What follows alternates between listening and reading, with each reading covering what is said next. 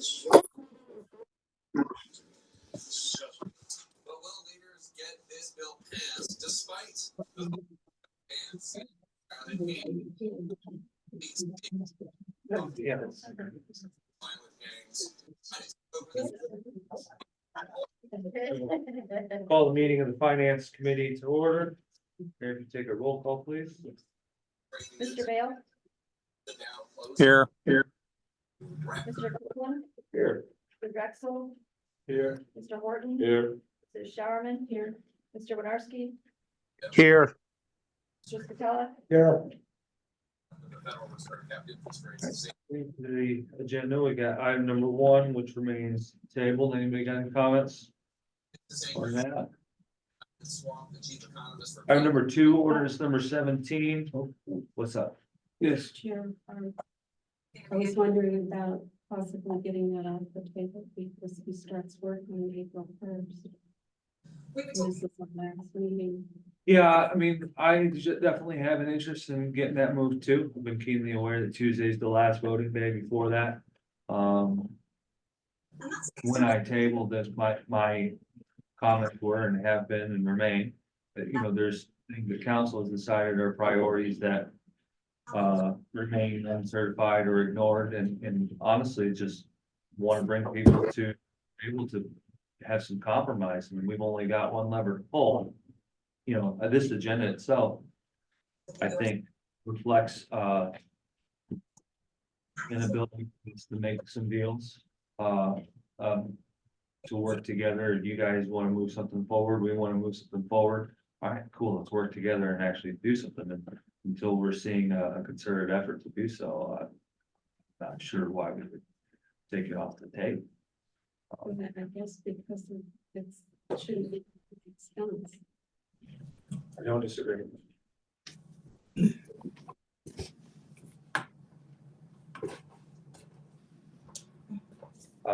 Number 2, ordinance number 17, and sorry, Alan, I didn't see you stick your hand up, otherwise I would have recognized you. Fifth 2024 general fund budget supplemental appropriation of $50,000 for shared costs between planning department and county GIS office. Administration, any other comments on that?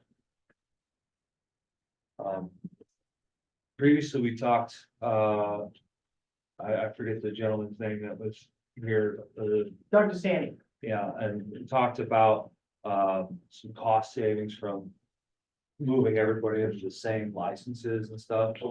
Under that appropriation, though, there's 12,000 for travel, 170 for association fees, and a couple of other line items. Would you care to address what? Well, that's to fund what is needed to be done in that department. Mostly, those people were housed in 911 center, planning department, multitude of different departments. So we're trying to bring those all together into one. And as you talked about the software, if we're able to buy one license from the Esri, then what happens is there's Chris Carroll actually did, unfortunately sick today, a little chart so we can look at the flow chart of how this happens.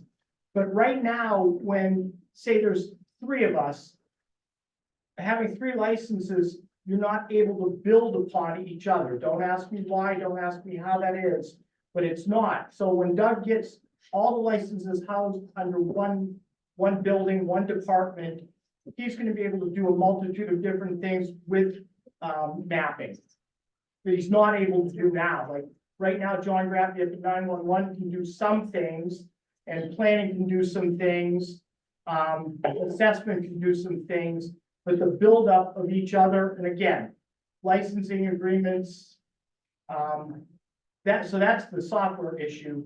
And then the rest of it is all the things that the GIS department needs to do throughout the year to make themselves functional. Andre?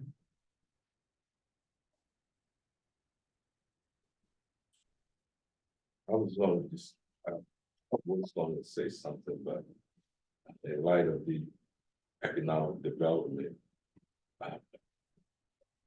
subcommittee, investigative subcommittee.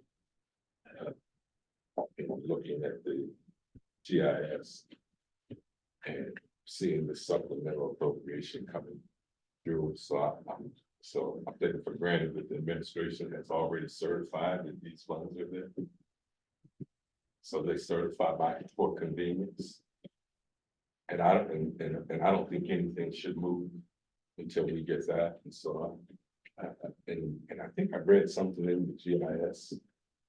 Referring to the GIS and some of the documents we were provided. But in any event, I won't support any supplemental appropriation. That comes down from the administration, unless there's a one-off. Or because we're reduced to that. And in absence of a one-off. Meaning, because we have to do like children to play in the sandbox. You get one, I get one. Unless we do that, which is a really horrible thing for county government.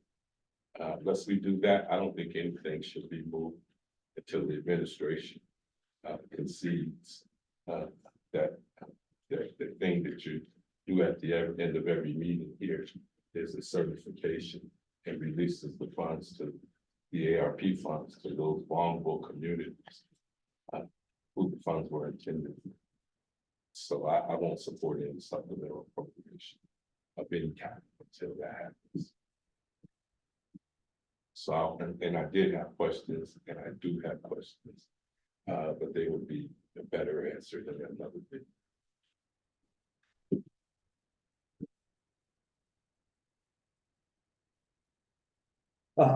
I guess I do have a couple of questions, all right, since you're here. Is this an identified revenue from planning, or is this just out of their general fund? It's out of their allocation? general fund. General It's fund gonna be moved over to the general fund. Okay. And now we have a county GIS office that rolls up under Jess, right? Right. And then we also have a separate GIS person still currently under yourself? Is that the same kind of function under the economic development? No, GIS is its own department. GIS is not part of the economic development department. You might be thinking the data center. No, I'm thinking about Davis giving an interview where he claimed that he was just moving pieces of the pie around and saying that. That department's not in the, I don't think it's No. been added to the administrative code. I'm mostly just wondering if the GIS was not the economic development, because that was the claim made the other day. And I might also add that they can't add, the administration cannot add departments. Without adhering to the administrative code and home rule charter. Just because you call it a department doesn't mean it's a department. So, and verbiage matters. Moving on to number 3, ordinance number 18, approval of waiver of the bid requirements of the Bursting Code. For sole vendor contract for SOE software. Mr. Chair, Yes, sir. and might I just put a pin in that also, that the only one that can't create a department is Erie County Council. The legislative body, not the administration. Continuing on with number 3, the software recommended by the Board of Elections. Anybody got any points? to Talk about, good on that. Ordinance number 19, repeal of resolution number 36, 2023, rescission of the agreement between the County of Erie and Gannon University. We've been talking about that for about 5 months. Comments from the administration? All right, number 5. Ordinance, 2024 Children and Youth Services Fund Budget revised expenditure of $30,000 due to court ordered placements. Anybody speaking to that? Sure. Right now, George Junior is not able to handle as much work as they have in the past, so there's 2 service centers, Pathway to Everyday Life and CAYUQA, Playa centers, and they're gonna pick up some of the slack, so it's just moving the work from one center to 2 others. No change in money. Where are these networks located? I wasn't familiar with those. I don't know the addresses, no, I don't, I mean, I could get those for you. I mean, are those local ones? Yeah, you're in counties, yes. Okay. They were new, and I just didn't recognize them. And then, I'm sorry, that's paying for the bed, or is that paying for transport and all? Everything,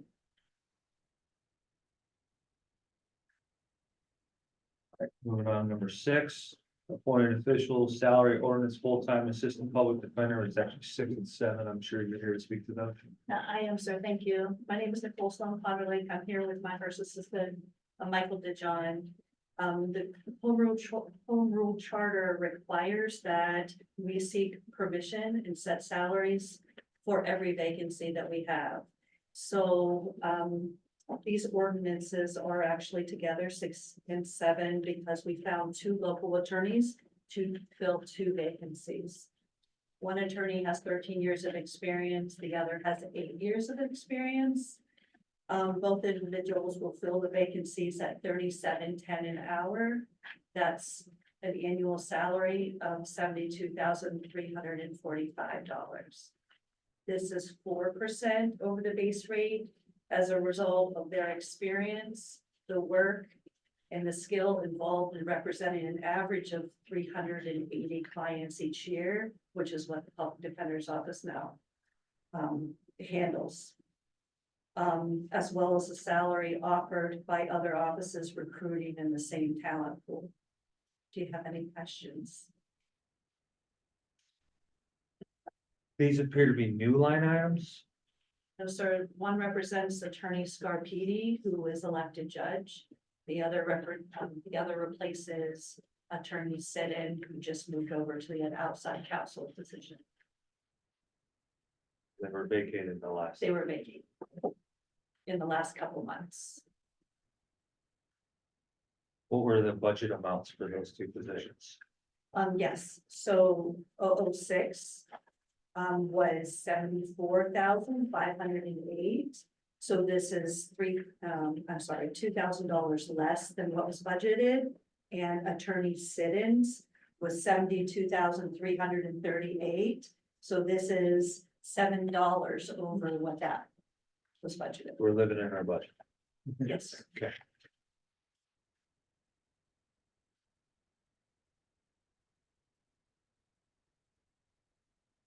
Sure.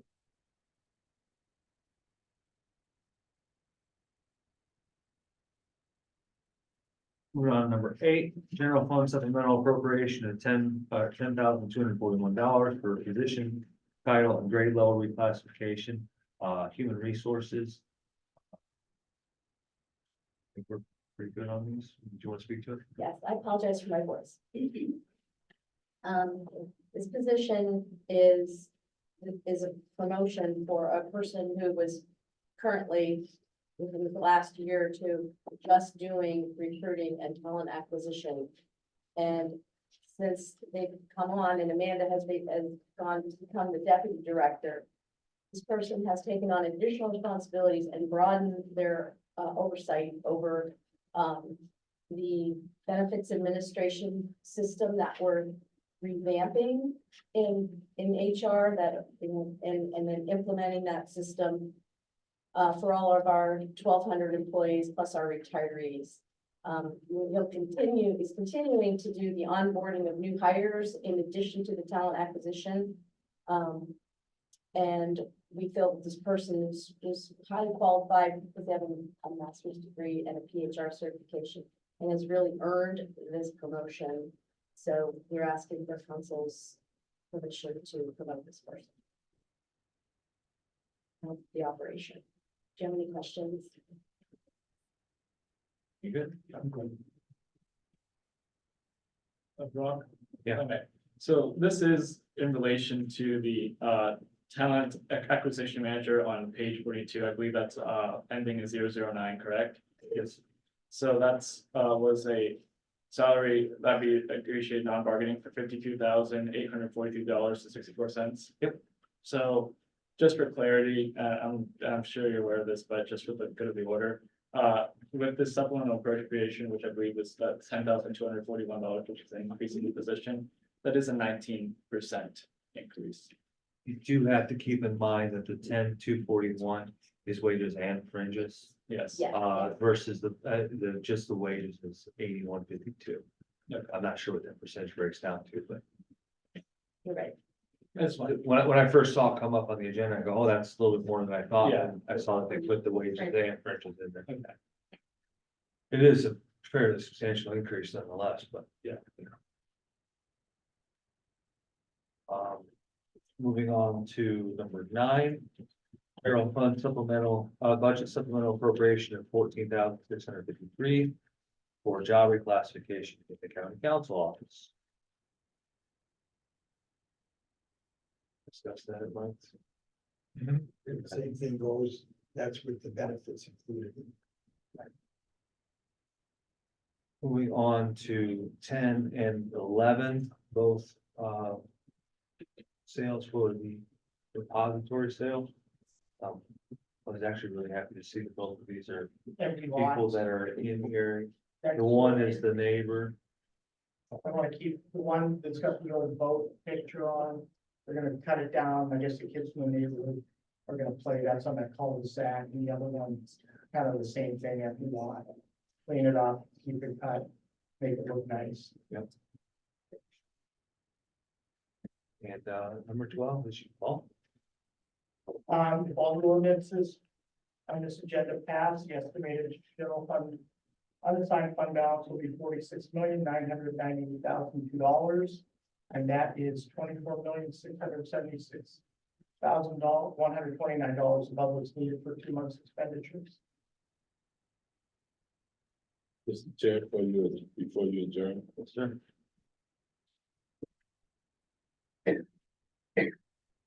I maintain that that statement right there is just certification of funds. In accordance with our home rule charter under item 6, under the finance director's responsibilities. In that it states, and I'll paraphrase because I don't have it in front of me. That every month, the finance director is required. Number 5 says he verifies it to the county executive of every appropriation of what's encumbered, what's unencumbered. Number 6 says he has to do that monthly to Erie County Council. Says that he has to attest to that we have X amount of funds above and beyond. In accord with his statement. Every month. It speaks to all of the encumbered and unencumbered funds. Everything that's appropriate. That's, my friends, colleagues, I submit to you for argument.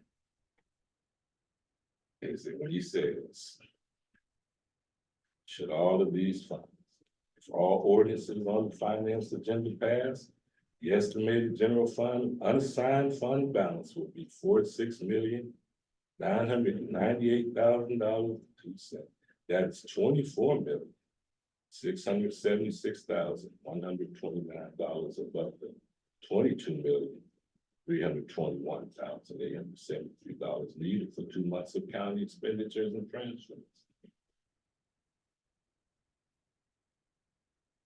Yet the audacity, I think they call it in some circles, the unmitigated gall of the administration to hold up money intended for the most vulnerable populations in this county. And to come down here every week and ask for a raise for this person, or that person, or for this program, or that program. Every citizen in the county should be offended. And all of you should be too. And I won't, I don't care. I don't care if it's a one-off or not. I won't vote for any supplemental appropriation that doesn't give poor people and black and brown people money that was intended for.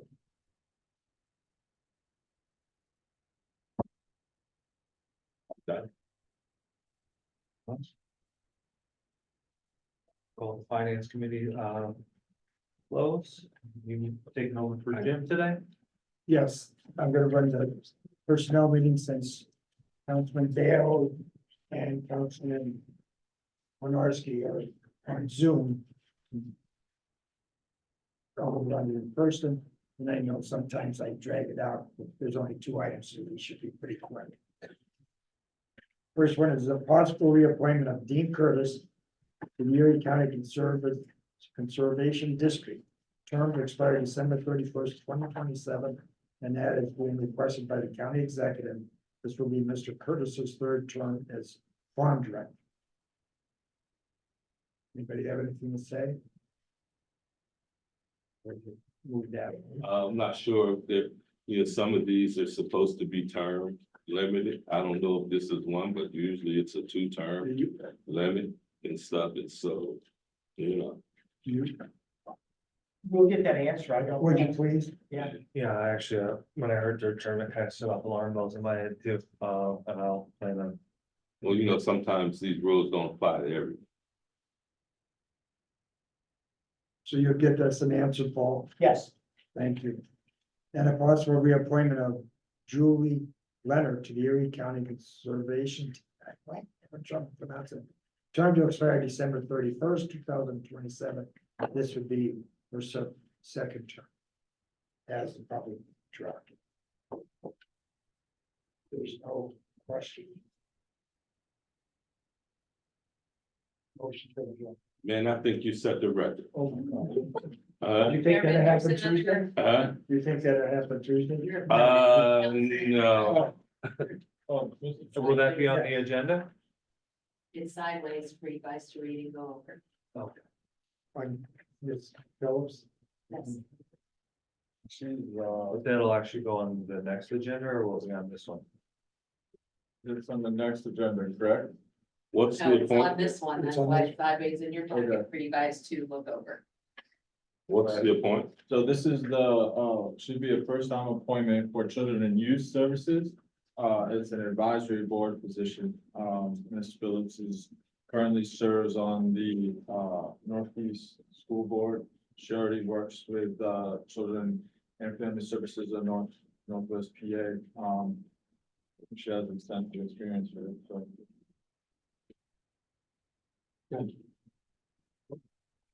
I moved to meet the attorney. That's gonna be, yes, that's on. We're adjourned. Man, he was gonna mess with your record. Thank you all. Look up the terms Joe. to see if it's limited. Are you guys working on December 8th?